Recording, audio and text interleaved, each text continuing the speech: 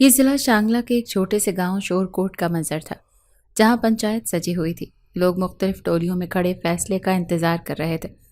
پورے گاؤں میں خوف اور دہشت کی فضا پھیلی ہوئی تھی، کیونکہ کوئی معمولی واقعہ پیش نہیں آیا تھا، بلکہ ایک قتل ہوا تھا، اور وہ تھا اس گاؤں کے ذمہ دار آذر شاہ کے دوسرے نمبر والے بیٹے اور ارمغان شاہ کے چھوٹے لاڈلے بھائی سبحان شاہ کا۔ قاتل اسی گاؤں کے اسحاق خانزادہ کا بیٹا ہارون خانزادہ تھا۔ دونوں خاندانوں میں دشمنی بہت پرانی تھی، جو آذر شاہ اور اسحاق خانزادہ کے باپ کے زمانے سے چلی آ رہی تھی۔ پچھلے کئی سالوں سے اگرچہ تھم گئی تھی، مگر مکمل طور پر ختم نہیں ہو سکی تھی، اور اب اس دشمنی کی آگ دوبارہ سبحان شاہ کے قتل کے ساتھ بھڑک گئی تھی۔ الزام یہ تھا کہ سبحان شاہ کے بہت عرصے سے ہارون خانزادہ کی منکوحہ پر بری نظر تھی۔ 2 دن پہلے جب ہارون خانزادہ کسی کام سے اپنے منکوحہ کو شہر لے جا رہا تھا، تو راستے میں ایک جنگل کے نزدیک سبحان شاہ نے اس کا راستہ روکا اور گن پوائنٹ پر اس کی منکوحہ کو اغوا کرنے کی کوشش کی۔ ہارون خانزادہ نے مزاحمت کی، جس پر دونوں کے درمیان لڑائی ہوئی اور سبحان شاہ ہارون خانزادہ کے ہاتھوں مارا گیا۔ آس پاس کے کچھ لوگوں نے ہارون خانزادہ کے ہاتھ میں گن دیکھی تھی، اسی لیے سب کا یہی کہنا تھا کہ سبحان شاہ کی جان لینے والا ہارون خانزادہ ہی تھا، جو اسے مارنے کے بعد اپنی منکوحہ کو لے کر وہاں سے فرار ہو گیا تھا۔ تھوڑی سی سبحان شاہ کا بڑا بھائی ارمغان شاہ، جو ایک نہایت سخت گیر اور سفاک انسان کے طور پر جانا جاتا تھا، ہارون خانزادہ کے خون کا پیاسا ہو رہا تھا۔ اس کا مطالبہ تھا کہ یا تو ہارون خانزادہ کو اس کے حوالے کیا جائے تاکہ وہ اس کی جان لے کر اپنے بھائی کا بدلہ لے سکے، یا پھر قصاص میں ہارون خانزادہ کی بہن کو شاہوں کے حوالے کیا جائے۔ خانزادہ یہ مطالبہ ماننے سے انکار کر رہے تھے۔ ان کا کہنا تھا کہ آذر شاہ اور ارمغان شاہ قصاص میں ان سے اپنی مرضی کی زمین اور پیسے لیں۔ وہ نہ تو بیٹے کی قربانی دیں گے اور نہ ہی اپنی لڑکی کو قربان کریں گے، جبکہ دوسری طرف ارمغان شاہ اپنے مطالبے سے 1 انچ بھی پیچھے ہٹنے کو تیار نہیں تھا۔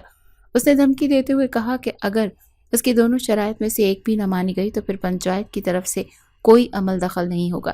اپنے بھائی کے انصاف کے لیے فیصلہ وہ خود کرے گا۔ جیسے ہی ہارون خانزادہ اس کے ہتھے چڑھے گا، وہ اس کے اتنے ٹکڑے کرے گا کہ خانزادے گن بھی نہیں پائیں گے۔ ارمغان شاہ کی اس دھمکی پر بالآخر خانزادوں کو ہتھیار ڈالنے پڑے اور ہارون خانزادہ کی 15 سالہ بہن کو قصاص میں ارمغان شاہ کے نکاح میں دے کر شاہوں کی حویلی رخصت کر دیا گیا۔ وہ کمسن لڑکی نور اسبا تھی، جو اپنے بابا اسحاق خانزادہ اور بھائی ہارون خانزادہ کی بہت لاڈلی تھی۔ اسے ونی میں دیتے ہوئے اگرچہ اسحاق خانزادہ کا دل خون کے آنسو رو رہا تھا، مگر اکلوتے بیٹے کی جان بچانے کے لیے اس نے دل پر پتھر رکھ لیا تھا۔ نور اسبا کا بھی رو رو کر برا حال تھا۔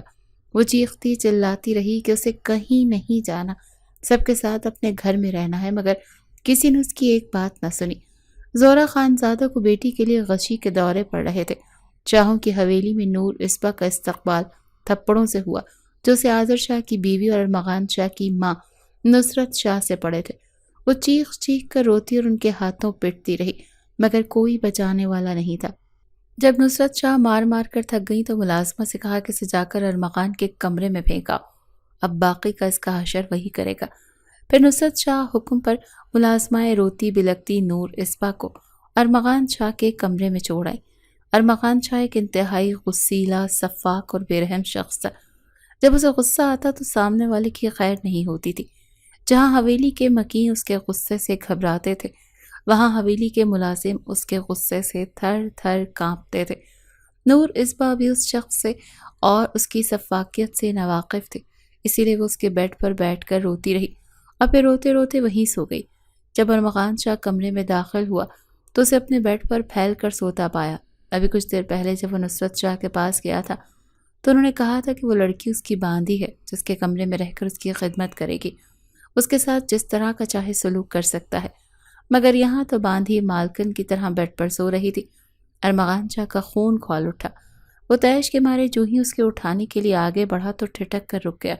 وہ لڑکی کافی کمسن تھی، اس کے چہرے پر اتنی معصومیت تھی کہ ایک پل کے لیے اس جیسے سنگ دل انسان کا دل بھی نرم پڑ گیا، مگر اگلے ہی لمحے جب اپنے لاڈلے بھائی سبحان شاہ کا خیال آیا تو اس کی آنکھوں میں یکا یک خون اتر آیا، اور اس لڑکی کی کمسنی اور معصومیت کو نظر انداز کرتے ہوئے اس نے آگے بڑھ کر بے رحمی سے اسے بالوں سے پکڑا اور کھینچ کر بیڈ سے اتار کر فرش پر پھینک دیا۔ نور اسبا جو گہری نیند میں تھی اس اچانک ہونے والی وحشیانہ حملے پر بری طرح سے ڈر گئی اور چیخنے لگی۔ ارمغان شاہ کی بھاری تھپڑ نے اس کی چیخوں کا گلا گھونٹا۔ کچھ دیر پہلے وہ نصرت شاہ کے ہاتھوں پٹ رہی تھی اور اب ارمغان شاہ کے سخت ہاتھ اس پر بے رحمی دکھا رہے تھے۔ نہ پہلے کوئی بچانے والا تھا اور نہ اب۔ پھر ارمغان شاہ کے ہاتھ تب رکے جب وہ ہوش و حواس سے بیگانہ ہوئی۔ اس کے بے ہوش وجود کو نفرت سے گھورتے ہوئے وہ پیچھے ہٹا اور کمرے سے باہر چلا گیا تھا۔ کافی دیر بعد جب وہ واپس آیا تو وہ اب بھی بے ہوش پڑی ہوئی تھی۔ ذرا سی تشویش میں مبتلا ہوتے ہوئے اس نے جھک کر اس کی نبض چیک کی جو آہستگی سے چل رہی تھی، اور پھر مطمئن ہوتے جا کر اپنے بیڈ پر جا کر لیٹ گیا تھا۔ اس کا مقصد اس لڑکی کو جان سے مارنا نہیں بلکہ زندہ رکھ کر اذیت دیتے رہنی تھی تاکہ اپنے انتقام کی آگ کو ٹھنڈا کر سکے۔ سخت سردی اور بڑے آرام سے بھاری گرم کمبل اوڑھے بستر پر لیٹا ہوا تھا۔ کچھ فاصلے پر نور اسپا فرش پر بغیر کسی چادر یا کمبل کے بے ہوش پڑی ہوئی تھی۔ ارمغان شاہ کے دل میں ذرا بھی احساس سے ہمدردی نہیں جاگا کہ اس بیچاری لڑکی پر کوئی گرم کپڑا ہی ڈال دے۔ سب کے قریب نور اسپا ہوش میں آ گئی تھی۔ سردی سے ٹھٹرتی کانپتی وہ اٹھ بیٹھی تھی اور بیڈ کی طرف خوابزدہ نظروں سے دیکھنے لگی جہاں وہ سفاک انسان سکون کی نیند سو رہا تھا۔ اسے سخت سردی لگ رہی تھی مگر پورے کمرے میں نظر دوڑانے پر بھی اسے کوئی چادر کمبل یا کوئی اور کپڑا نظر نہیں آیا سوائے اس بھاری واحد کمبل کے جو وہ شخص بیڈ پر اوڑھے سو رہا تھا۔ اچانک اسے ٹیبل پر رکھی شیٹ کا خیال آیا۔ وہ ڈرتے ڈرتے اٹھی اور بڑی آہستگی سے شیٹ کو ٹیبل سے الگ کیا۔ پلاسٹک کی اکڑی ہوئی وہ شیٹ اس کی سردی نہیں روک سکتی تھی مگر نور اسپا نے جیسے تیسے کر کے اسے اپنے ارد گرد لپیٹ لیا۔ پورا جسم درد سے دکھ رہا تھا۔ سردی کی وجہ سے درد بھی زیادہ محسوس ہو رہا تھا۔ وہ کمرے کے کونے میں صوفے کے بالکل ساتھ دبک کر بیٹھ گئی تاکہ سردی کا احساس کچھ کم ہو سکے۔ ارمغان شاہ کی جب آنکھ کھولی تو سب سے پہلے نور اسپا کی تلاش میں اس نے کمرے میں نظریں دوڑائیں جو اسے ایک کونے میں سکڑی سمٹی حالت میں بیٹھی دکھائی دی۔ بے حد سرد اور سخت آواز میں اس نے اسے اپنی طرف بلایا۔ وہ کانپتے ڈرتے اس کے قریب آئی تو ارمغان شاہ نے اس کے وجود کے گرد لپٹی شیٹ کو کھینچ لیا۔ تم نے کس سے پوچھ کر ٹیبل سے ہٹایا ہے اسے؟ ہاں؟ وہ اس پر گرجا تھا۔ نور اسپا ڈر کر رونے لگی تو ارمغان شاہ نے اسے کھا جانے والی نظروں سے گھور کر حکم دیا، جاؤ یہ شیٹ ٹیبل پر ڈالا اور آئندہ بنا پوچھے اس کمرے کی کسی چیز کو ہاتھ لگایا تو تمہارے ہاتھ کاٹ ڈالوں گا۔ نور اسپا آنسو پہنچتے ٹیبل کی طرف بڑھی اور اس پر شیٹ ڈالنے لگی۔ ارمغان شاہ اس کے قریب کھڑا ہوا تھا۔ جب وہ اس کام سے فارغ ہوئی تو اس نے اسے ساتھ والے ڈریسنگ روم سے اپنے چپل لانے کو کہا۔ نور اسپا کو چپل ڈھونڈنے میں ذرا سی دیر ہو گئی تو اس پر گرجنے لگا، اور پھر جب وہ نہانے واش روم گیا تو نور اسپا اس کے حکم پر ہاتھ میں ٹال لیے واش روم کے دروازے سے لگ کر کھڑی ہو گئی تاکہ وہ جیسے ہی ٹال مانگے وہ فوراً اسے پکڑا سکے۔ اس کام سے فارغ ہوئی تو ارمغان شاہ نے الماری سے اسے اپنا کوئی سفید سوٹ نکالنے اور پریس کرنے کا حکم دیا۔ وہ ناز و نوم میں پلی اپنے ماں باپ کی لاڈلی، اس نے بھلا ایسے کام کب کیے تھے جو اب ارمغان شاہ اس سے کروا رہا تھا؟ اسے تو عام سوٹ بھی استری کرنا نہیں آتا تھا اور یہ تو کاٹن کا سوٹ تھا، اسے کیسے استری ہوتا بھلا؟ پھر جب الٹی سیدھی استری پھیر کر اس کے پاس لے گئی تو ارمغان شاہ نے بھویں اچکا کر سوٹ کا جائزہ لیا اور ایک زوردار تھپڑ اس کے چہرے پر دے مارا۔ وہ تیورا کر گری تھی۔ ارمغان شاہ کو رحم نہ آیا۔ اسے بازو سے پکڑ کر بے دردی سے اٹھاتے ہوئے اس سے دوبارہ استری کرنے کا حکم دیا۔ ہچکیوں سے روتی نور اسپا نے اس بار پوری محنت سے استری کرنے کی کوشش کی لیکن دوسری بار بھی ارمغان شاہ کا بھاری تھپڑ ہی کھانا پڑا۔ پھر تیسری بار استری کرنے کی کوشش میں وہ سوٹ ہی جلا بیٹھی۔ ارمغان شاہ اسے بالوں سے کھینچتا وہ حویلی کے مین ہال میں لایا تھا اور نصرت شاہ کے قدموں میں پھینکتے ہوئے بولا، اس جاہل لڑکی کو تو کوئی بھی کام کرنا نہیں آتا۔ ایک سوٹ استری کرنے کا کہا تھا وہ بھی جلا ڈالا۔ پہلے آپ اسے کام کی ٹریننگ دلوائیں، اس کے بعد میرے کمرے میں بھیجیے گا۔ غیظ و غضب میں مبتلا نصرت شاہ نے ملازماؤں کو اسے تہہ خانے میں ڈالنے کا حکم دیا جہاں وہ 2 دن تک بھوکی پیاسی رہی۔ تیسرے دن اسے تہہ خانے سے رہائی ملی اور کاموں کی ٹریننگ کے لیے حویلی کی سب سے سخت گیر ملازمہ کے حوالے کر دیا۔ ریشمہ نامی یہ ملازمہ انتہائی کرخت اور ظالم عورت تھی۔ نصرت شاہ نے اسے مکمل اختیار دے دیا تھا کہ وہ جو چاہے اس کے ساتھ سلوک کر سکتی ہے۔ نور اسپا اسی کے رحم و کرم پر تھی۔ سارا دن وہ ایک پل کے لیے بھی اسے سکون کا سانس نہیں لینے دیتی تھی۔ برتنوں کے ڈھیر اس کے آگے لگا دیتی اور اسے دھونے کا حکم ملتا۔ اگر وہ برتن صاف نہ دھو پاتی یا کوئی برتن اس کے ہاتھ سے گر کر ٹوٹ جاتا تو اس کی سزا الگ سے ملتی۔ حویلی کے کونوں کھدروں میں گھسا اس سے صفائیاں کرواتی، کپڑوں کے ڈھیر دھلوائے جاتے، اور سران ریشمہ اس کے سر پر موجود رہتی اور اس کی ہر چھوٹی بڑی غلطی پر اسے پیٹ کر رکھ دیتی۔ کچھ ہی دنوں میں اس کے نرم اور نازک ہاتھوں کی جلد پھٹ گئی، جسم اور چہرہ مار پیٹ کے نشانوں اور زخموں سے بھر گیا۔ وہ سب کام جو اس نے آج تک کبھی نہیں کیے تھے، وہ ایک ماہ کے عرصے میں اسے مار پیٹ کر سکھا دیے گئے تھے۔ ایک ماہ بعد پھر سے وہ ارمغان شاہ کے کمرے میں اس کے رحم و کرم پر تھی۔ جب وہ کمرے میں ہوتا تو نور اسپا اس کی اجازت کے بغیر ادھر ادھر ہل بھی نہیں سکتی تھی۔ وہ اسے اپنے سارے کام کرواتا، یہاں تک کہ پاؤں سے جوگر اتارنے کی زحمت بھی نہیں کرتا تھا۔ یہ کام نور اسپا اپنے نرم اور نازک زخمی ہاتھوں سے سر انجام دیتی تھی۔ جب وہ سارے کام کر لیتی تھی تو وہ اسے اپنے پیر دبانے کا کہتا۔ یہی وہ وقت ہوتا جب وہ نور اسپا کو اپنے بیڈ پر قدموں کے قریب جگہ دیتا تھا۔ وہ اس وقت تک اس کے پیر دباتی رہتی جب تک وہ خود سے اسے ہٹنے کا نہ کہتا۔ اکثر وہ پیر دباتے ہوئے سو جاتا تھا، لیکن اس دوران بھی نور اسپا کو اجازت نہیں تھی کہ وہ اپنی مرضی سے وہاں سے اٹھ جاتی۔ ایک بار اس سے یہ خطا ہوئی جب ارمغان شاہ کے سونے کے بعد اس کے پیر دبانا چھوڑ کر وہاں سے ہٹ گئی۔ ارمغان شاہ کی جب آنکھ کھلی تو اسے اپنے پیروں میں موجود نہ پا کر وہ بھڑک اٹھا تھا، اور پھر نور اسپا کے کمرے سے آتی چیخیں سن کر حویلی کی دوسری ملازمائیں بھی کانپ گئی تھیں۔ اس کے بعد نور اسپا نے دوبارہ یہ غلطی کبھی نہیں کی تھی۔ جب وہ نیند پوری کر کے اٹھتا تو تبھی اسے خلاصی ملتی۔ کبھی کبھی رات کا وہ اس کے پیر دباتے، تھکن سے چور نیند سے جھولتے ہوئے اس کے قدموں میں لڑک جاتی۔ جب ارمغان شاہ کی نظر اس پر پڑتی تو اسے بالوں سے کھینچ کر یا پاؤں کی ٹھوکر سے اٹھاتا تھا۔ یوں ہی وقت گزرتا گیا۔ نور اسپا کو وہاں رہتے ہوئے 2 سال گزر گئے۔ ان 2 سالوں کے دوران نہ تو ارمغان شاہ، نصرت شاہ یا حویلی کے کسی فرد کے دل میں اس کے لیے رحم پیدا ہوا، اور نہ ہی اس کے گھر سے کبھی کوئی اس سے ملنے آیا۔ وہ تو جیسے اسے مرا ہوا سمجھ کر بالکل فراموش کر چکے تھے۔ ان 2 سالوں نے اسے وہ پختگی عطا کر دی تھی جو شاید نارمل حالات میں اگلے 4 سالوں میں بھی اس میں نہ آتی۔ اب وہ اچھی طرح حالات سے آگاہ ہو چکی تھی۔ ان 2 سالوں میں اس کے اندر صبر و تحمل اور برداشت کا مادہ کوٹ کوٹ کر بھر گیا تھا۔ مار کھا کھا کر وہ سخت جان ہو چکی تھی، اور اب پہلے کی طرح اپنی تذلیل اور مار پر وہ چیختی چلاتی یا رحم کی بھیک نہیں مانگتی تھی یا روتی نہیں تھی، بس خاموشی سے سہتی رہتی۔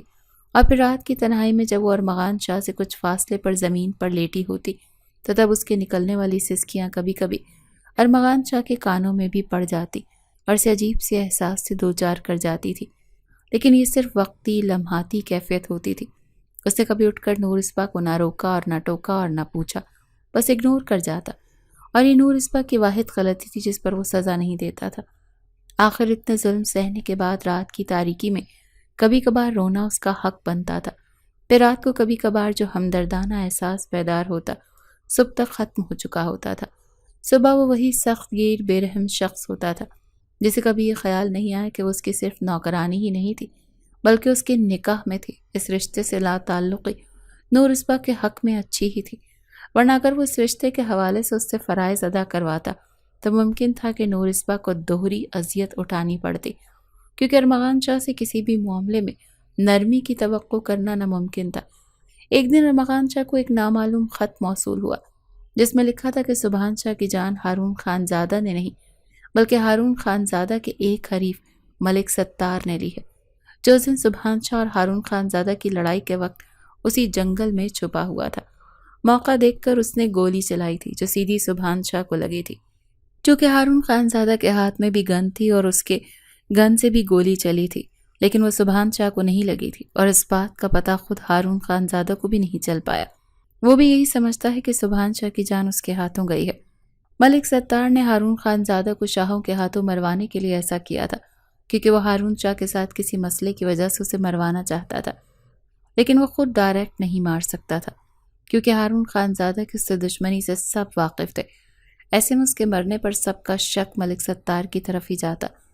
وہ کوئی ایسا طریقہ سوچ رہا تھا جس سے سانپ بھی مر جائے اور لاٹھی بھی نہ ٹوٹے، اور پھر اسے یہ موقع مل گیا تھا، لیکن اس میں بھی اسے اپنا مقصد حاصل نہ ہو سکا۔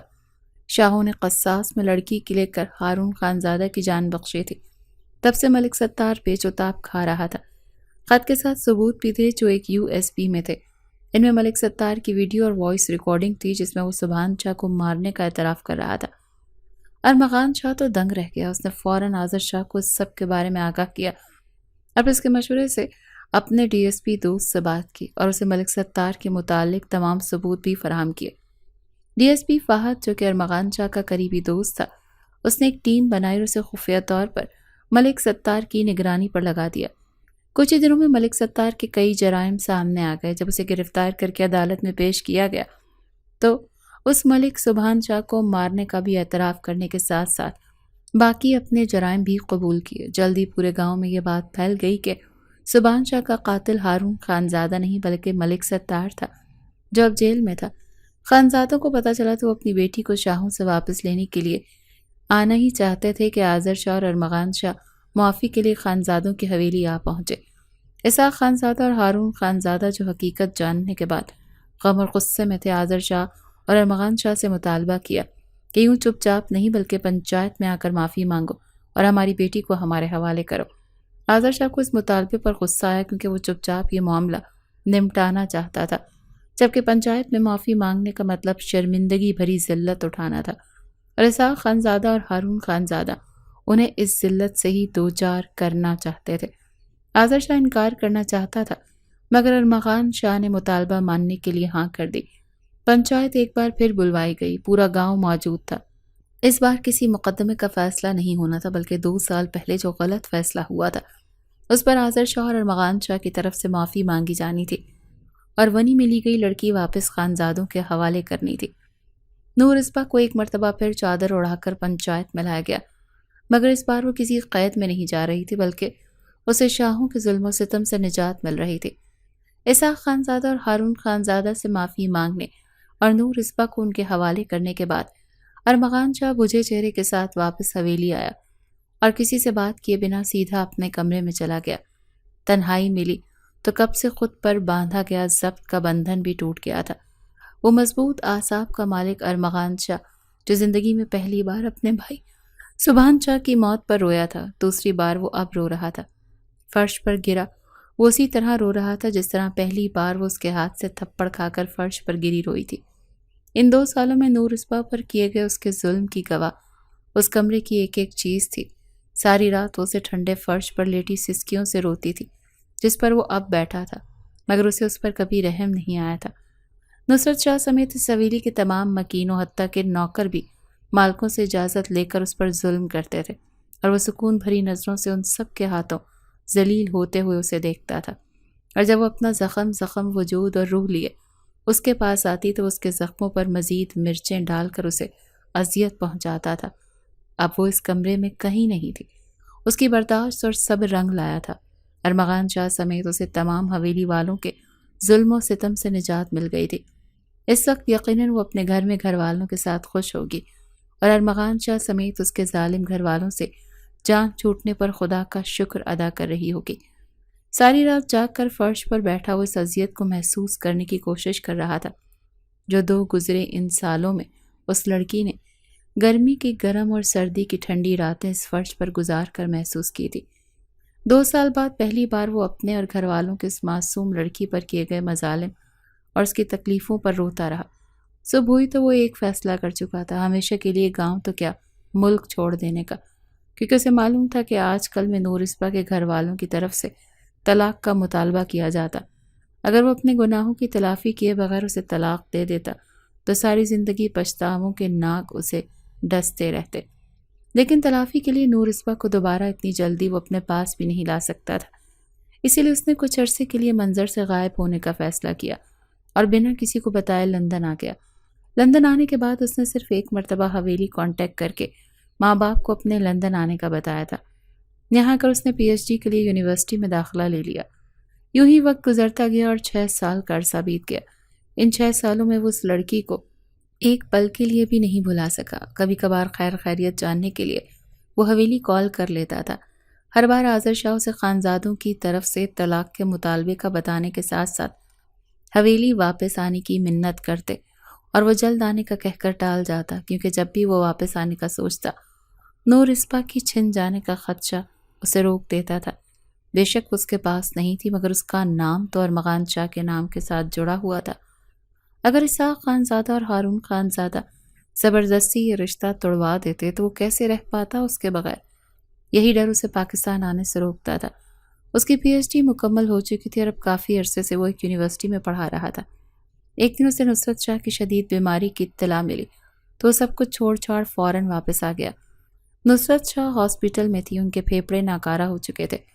مرنے سے پہلے انہوں نے ارمغان کو بلا کر کہا کہ میرے دل پر بہت عرصے سے ایک بوجھ ہے، میں نور اسپا سے معافی مانگنا چاہتی ہوں لیکن میرے پاس مہلت کم ہے، تم اسے میرے لیے معافی مانگ لینا اور اسے کبھی طلاق مت دینا، اسے اپنی زندگی میں لے آنا اور جو کچھ ہم نے اس کے ساتھ کیا اس کی تلافی کرنا، میری روح کو سکون مل جائے گا۔ یہ سب کہنے کے کچھ ٹائم بعد نصرت شاہ کا انتقال ہو گیا تھا۔ ارمغان شاہ کچھ دن حویلی رہا۔ اس دوران اسے خانزادوں کی طرف سے دھڑکا لگا رہا کہ کہیں طلاق کا مطالبہ لے کر نہ آ جائے، مگر ان کی طرف سے خاموشی رہی۔ آذر شاہ نے منت کر کے اسے یہیں رہنے پر راضی کر لیا، مگر گاؤں میں وہ پھر بھی نہیں رکا اور شہر آ گیا۔ ہارورڈ یونیورسٹی کی ڈگری اس کے پاس تھی، اسی لیے فوراً ہی شہر کی سب سے اچھی یونیورسٹی میں نوکری مل گئی۔ اسے جوائن کیے تیسرا دن تھا جب اس نے یونیورسٹی میں نور اسپا کو دیکھا۔ ارمغان شاہ اسے دیکھتا رہ گیا۔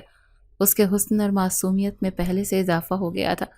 اس کی کلاس میں تھی۔ ارمغان شاہ تو اسے پہلی نظر میں پہچان گیا تھا، مگر کلاس کے دوران نور اسپا نے جب اسے دیکھا تھا تو ارمغان کو اس کی نظریں کچھ کنفیوز اور الجھی ہوئی لگی۔ وہ شاید اسے پہچاننے کی کوشش کر رہی تھی، کیونکہ ان 6 سالوں میں ارمغان کی پرسنالٹی بدل چکی تھی۔ وہ اب چشمہ استعمال کرتا تھا۔ نور اسپا نے ان 2 سالوں میں سے کبھی چشمے کے ساتھ نہیں دیکھا تھا، اسی لیے اس کی طرح وہ اسے پہلی نظر میں نہیں پہچان سکی۔ پھر اس نے ساتھ بیٹھی لڑکی سے شاید اس نئے پروفیسر کا نام پوچھا، جو اس کے چہرے پر اچانک زلزلے کے آثار پیدا ہوئے۔ وہ ایک جھٹکے سے اٹھی اور کلاس روم سے باہر نکل گئی۔ بورڈ پر لکھتے ارمغان شاہ نے کنکھیوں سے اسے جاتے دیکھا تھا۔ وہ جانتا تھا کہ اسے اچانک دیکھ کر نور اسپا کو شوق لگا تھا۔ پھر 2 دن تک وہ کلاس میں نہیں آئی۔ ارمغان شاہ پریشان ہو گیا۔ تیسرے دن وہ آئی تو اسے دیکھ کر اس نے سکون کی سانس لی۔ کلاس کے دوران وہ سارا وقت نظریں جھکائے نوٹ بک پر لکھتی رہی۔ صرف 1-2 بار اس کی نظریں ارمغان شاہ سے ملی اور ان میں جو نفرت غصہ اسے نظر آیا، اسے دیکھ کر وہ کٹ کر رہ گیا تھا۔ وہ اس سے بات کرنا چاہتا تھا، اپنے کیے کی معافی مانگنا چاہتا تھا، مگر موقع نہیں مل رہا تھا۔ پھر اسے ایک خیال آیا۔ اس نے اسٹوڈنٹس کو ایک اسائنمنٹ بنانے کو دی اور کہا کہ دوسرے دن تمام اسٹوڈنٹس اس کے آفس آ کر سبمٹ کروائیں۔ پھر دوسرے دن آفس میں بیٹھا وہ بے چینی سے انتظار کر رہا تھا۔ کافی سارے اسٹوڈنٹس اپنی اسائنمنٹ جمع کروا چکے تھے، مگر نور اسپا نہیں آئی۔ ایک اور لڑکی آئی تھی اس کی اسائنمنٹ لے کر، جو ارمغان نے یہ کہہ کر واپس کر دی کہ ہر اسٹوڈنٹ اپنی اسائنمنٹ خود آ کر جمع کروائے۔ پھر کچھ دیر بعد وہ آ گئی۔ ارمغان اسے دیکھ کر کھل اٹھا تھا، جبکہ نور اسپا کے چہرے پر شدید سنجیدگی اور برہمی کے تاثرات تھے۔ بے حد سپاٹ انداز میں اس نے ارمغان سے اندر آنے کی اجازت مانگی۔ قریب آ کر خاموشی سے اسائنمنٹ اس کے سامنے ٹیبل پر رکھ دی۔ ارمغان نے ایک نظر اسائنمنٹ کو دیکھا اور دوسری نظر اس کے چہرے کے تنے ہوئے عضلات والے سنجیدہ چہرے کو دیکھا۔ ایک گہری سانس لیتے اس نے بڑی نرمی سے اسے مخاطب کر کے کہا، کیسی ہو نور اسپا؟ جواب میں نور اسپا نے حیرت سے اپنی آنکھیں سکیڑ کر اسے یوں دیکھا گویا کہنا چاہتی ہو، دماغ تو خراب نہیں ہے تمہارا؟ میرے کون سے اچھے تعلقات ہیں تمہارے ساتھ جو حال چال پوچھ رہے ہو؟ بتاؤ نا کیسی ہو؟ اس کی خاموشی پر ارمغان نے اصرار کیا تو نور اسپا نے لب بھینچ کر چہرہ دوسری طرف موڑ لیا۔ ارمغان کرسی سے اٹھ کر اس کے قریب آیا اور اس کے ناراض غصیلے تاثرات والے چہرے کو پیار بھری نگاہوں سے دیکھتے ہوئے کہنے لگا، میں جانتا ہوں نور تو مجھ سے شدید خفا ہو، بلکہ یہ خفا تو ایک چھوٹا سا لفظ ہے۔ تمہیں مجھ پر بہت غصہ ہے، شاید نفرت بھی ہوگی، اور کیوں نہ ہو، کیونکہ جو سلوک میں نے اور میرے گھر والوں نے تمہارے ساتھ کیا، اس پر تمہارا غصہ اور نفرت جائز ہے، مگر تم یقین کرو تمہارے جانے کے بعد میں ایک پل بھی سکون سے نہیں رہ سکا۔ ان 6 سالوں میں تم پر کیے گئے اپنے مظالم یاد کر کے میں بہت رویا ہوں، بہت اذیت میں مبتلا رہا ہوں۔ پچھتاوے اور شرمندگی نے پل پل ڈسا ہے مجھے۔ ہر پل خدا سے دعا کرتا تھا کہ تم سے ملنے کا کوئی سبب بنا دے تاکہ میں تم سے معافی مانگ سکوں۔ یہ معافی تو میں اسی روز مانگنا چاہتا تھا جس روز تم حویلی سے جا رہی تھی، لیکن میں اتنا شرمندہ، اتنا ناراض تھا کہ اس کے باوجود چاہنے کے ایسا نہ کر سکا۔ پھر بھی وہ بھی مزید کچھ کہنے والا تھا جب نور اسپا نے غصے سے اس کی بات کاٹتے ہوئے کہا، مجھے آپ کی کسی معافی تلافی کی کوئی ضرورت نہیں۔ آپ نے اور آپ کی فیملی نے 2 سال جو کچھ میرے ساتھ کیا، اس کا حساب میں نے اپنے رب پر چھوڑا ہوا ہے، لہٰذا مجھے مزید کچھ نہیں سننا اور نہ کہنا ہے۔ یہ اسائنمنٹ سبمٹ کروانے آئی ہوں اگر نہیں کرنی تو مجھے بتا دیں، میں چلی جاتی ہوں۔ ان 6 سالوں میں اگر غصیلے سخت مزاج اور پتھر دل ارمغان شاہ سے نرم مزاج، نرم دل اور صبر و تحمل رکھنے والے ارمغان شاہ میں تبدیل ہوا تھا، تو نور اسما بھی نرم مزاج صابر لڑکی سے غصیلی تلخ مزاج لڑکی میں بدل چکی تھی۔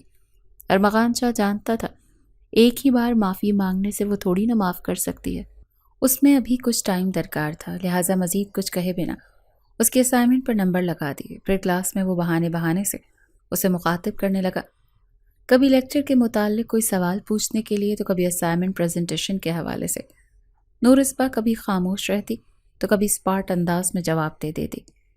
ایک دو بار اس نے بہانے سے اسے آفس میں بلانا چاہا مگر وہ نہیں آئی۔ ایک دن کیفیٹیریا میں ارمغان شاہ نے اسے لڑکے کے ساتھ بیٹھے دیکھا۔ اس کا کلاس فیلو ہی تھا، اگرچہ وہ اکیلی نہیں تھی، ساتھ میں دوسری لڑکی تھی، مگر ارمغان شاہ کی آنکھوں میں مرچیں سی بھر گئی تھی۔ بڑی مشکل سے خود پر ضبط کرتا وہ وہاں سے ہٹ گیا تھا۔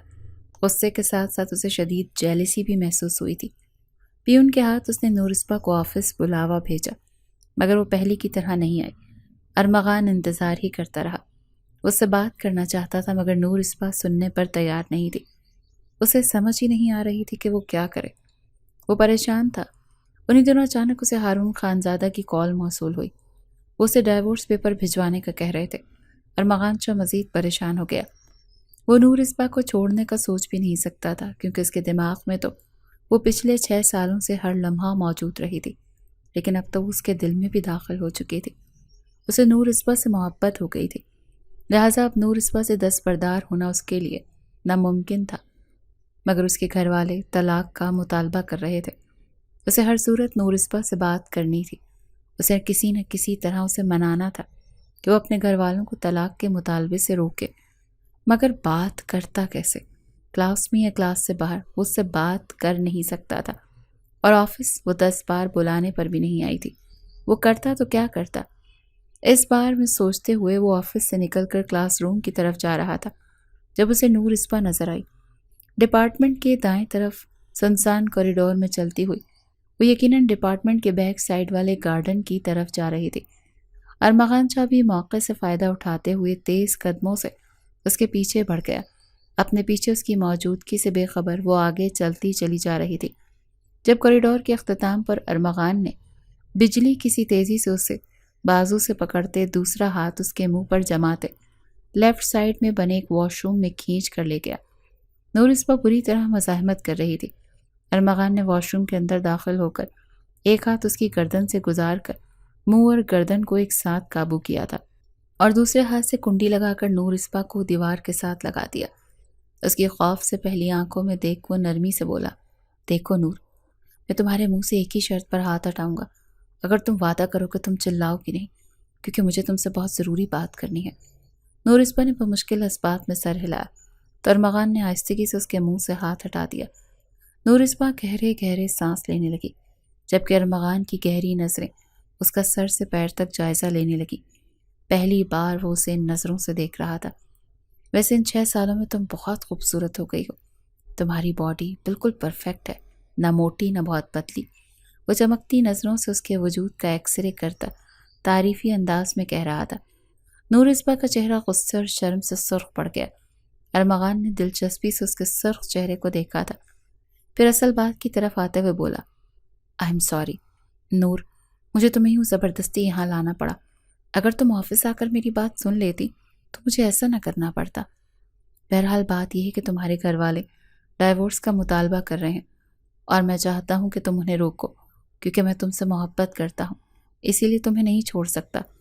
نور اسبا پہلے تو ششدر ہو کر اسے دیکھنے لگی، پھر اس کے چہرے پر غصیلے تاثرات نمودار ہوئے اور کہنے لگی، مسٹر ارمغان شاہ، آپ کو کیوں ایسا لگتا ہے کہ میں اپنے گھر والوں کو ایسا کرنے سے روکوں گی، جبکہ میں تو خود آپ کے نام سے چھٹکارا چاہتی ہوں، کیونکہ جو کچھ آپ نے اور آپ کے گھر والوں نے میرے ساتھ کیا تھا وہ میں قیامت تک بھی نہیں بھول سکتی۔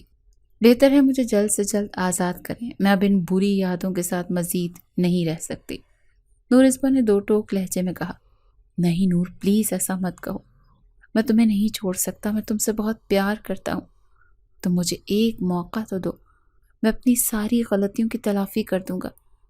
ارمغان شاہ نے اس کی منت کرتے ہوئے کہا، مگر نور اسپا نہ مانی۔ پھر کافی دیر وہ اسے سمجھانے منانے کی کوشش کرتا رہا، بار بار معافی مانگتا رہا، مگر نور اسپا کی نہ ہاں میں نہ بدلی۔ ارمغان مایوس دل بوجھل کے ساتھ وہاں سے چلا آیا تھا، لیکن آتے ہوئے نور اسپا کو وارننگ دے کر آیا تھا کہ وہ دوبارہ اسے کسی لڑکے کے ساتھ نظر نہ آئے، لیکن نور اسپا نے شاید اس کی وارننگ کو سیریس نہیں لیا۔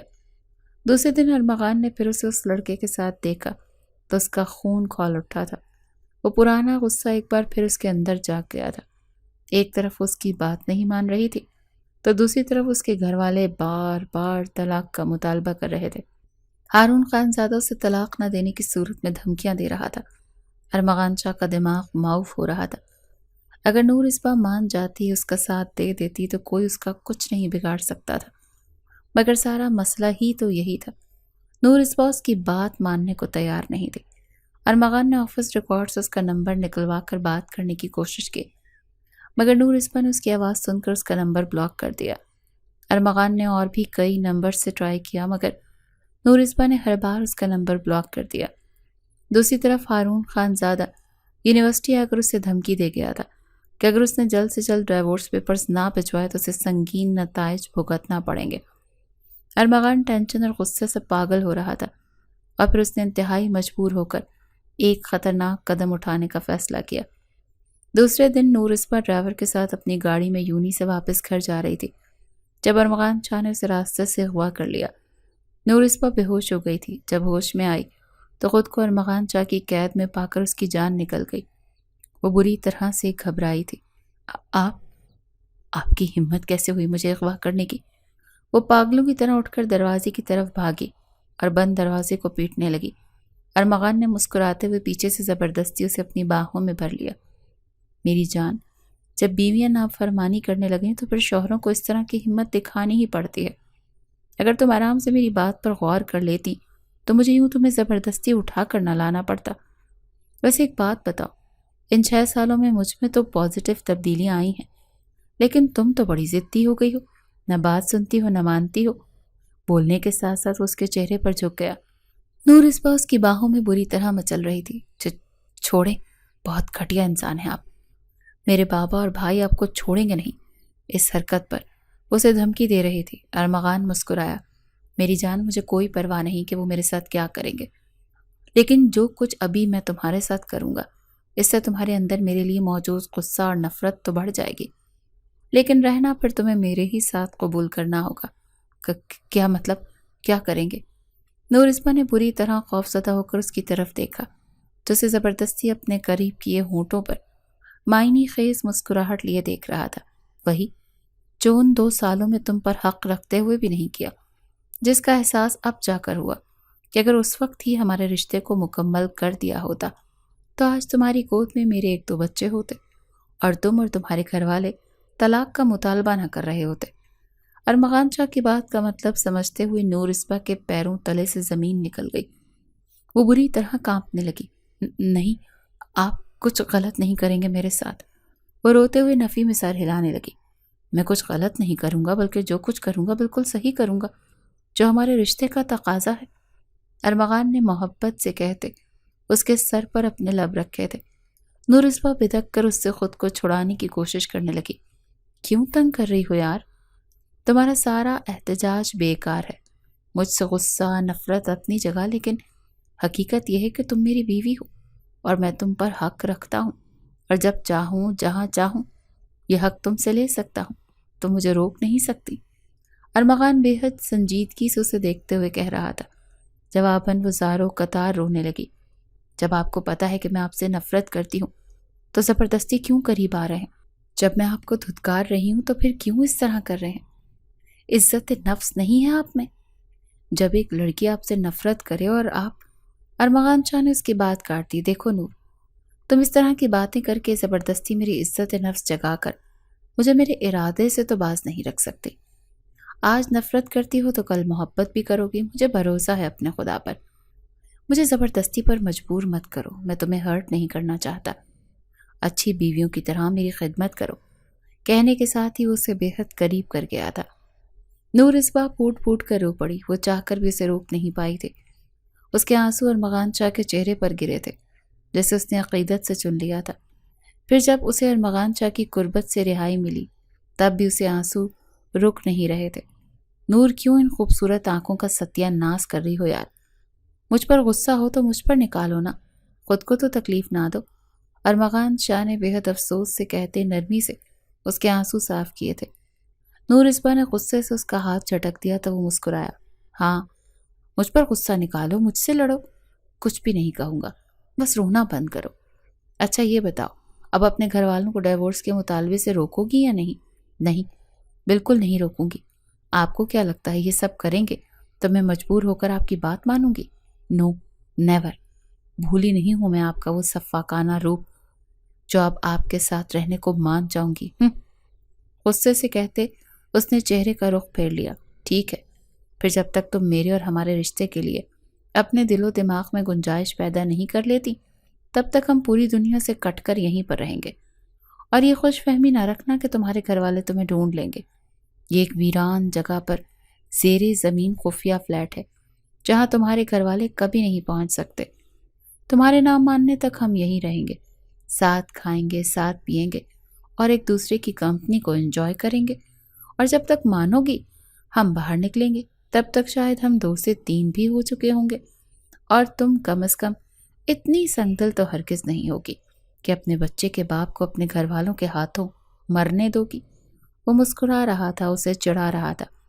نور اسبا صرف 2 دن تک اسے اور اس کے معنی خیز باتوں کو برداشت کرتی رہی۔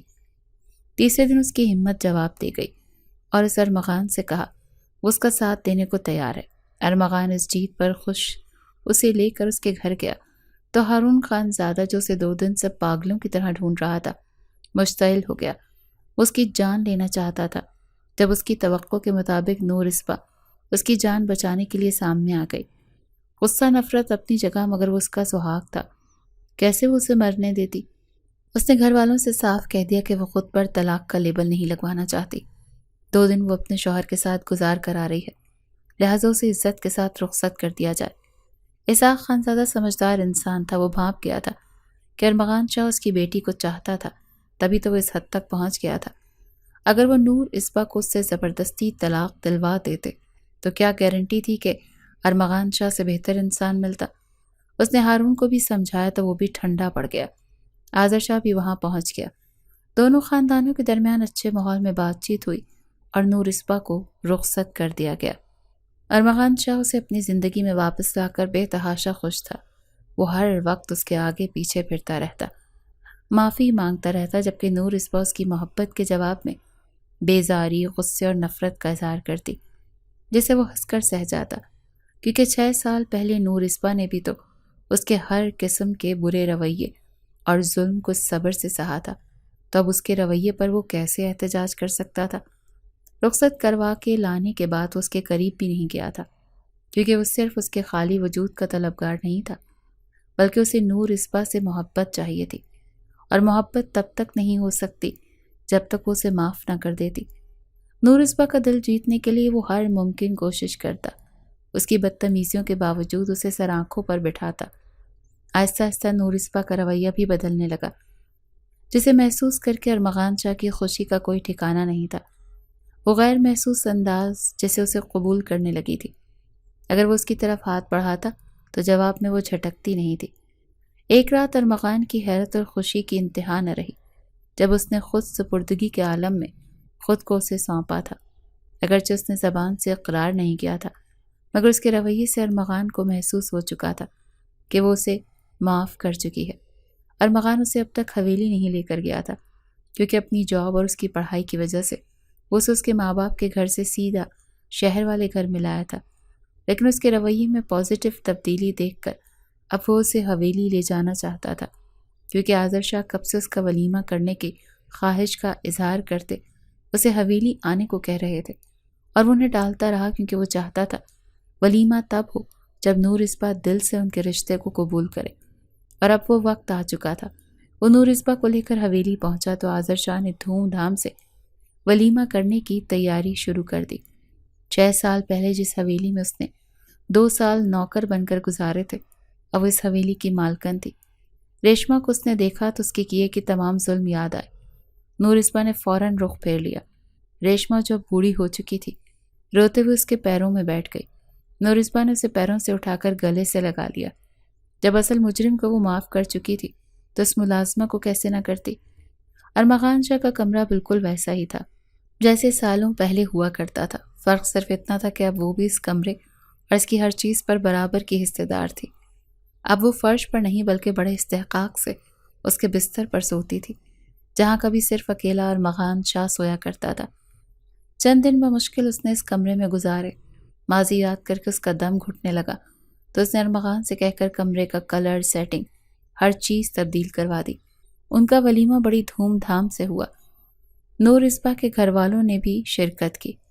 رات کو جب ارمغان اپنے کمرے میں داخل ہوا تو نورسبا کو نہ پا کر ادھر ادھر نظریں دوڑانے لگا۔ پھر واش روم سے آتی قہر کی آواز پر وہ اس کی طرف لپکا۔ نورسبا بیسن پر جھکی الٹی کر رہی تھی۔ ارمغان بری طرح سے پریشان ہو گیا تھا۔ نورسبا کے منع کرنے کے باوجود اس نے ڈاکٹر کو بلوا لیا، اور پھر جو خوشخبری اس نے ارمغان پر شادی مرگ کی کیفیت طاری کر دی، وہ باپ بننے والا تھا۔ اس خبر نے نورسبا کی کیفیات کو بھی یکدم بدل دیا تھا۔ پہلی بار ارمغان شاہ کی سنگت میں اس کے ہونٹوں پر مسکراہٹ آئی تھی۔ ارمغان پہلے سے بڑھ کر اس کا خیال رکھنے لگا تھا۔ پھر جس دن ننھے زیان کی آمد ہوئی، اس دن ارمغان نے اسے کھل کر مسکراتے دیکھا تھا۔ یار، مجھے تو بیٹی چاہیے تھی، یہ کیوں پہلے آ گیا؟ وہ زیان کو گود میں لیے ہوئے تھا جب ارمغان نے منہ بنا کر اس سے کہا، تو وہ بعد میں آ جائے گی۔ بے خیالی میں اپنے منہ سے نکلنے والے اس فقرے پر وہ خود بھی جھینپ گئی تھی، جبکہ ارمغان نے ایک زوردار قہقہ لگاتے پہلے جھک کر اس کی گود میں لیٹے زیان کو چوما، پھر سیدھا ہوتے اس کے ماتھے پر لب رکھے جو شرما رہی تھی۔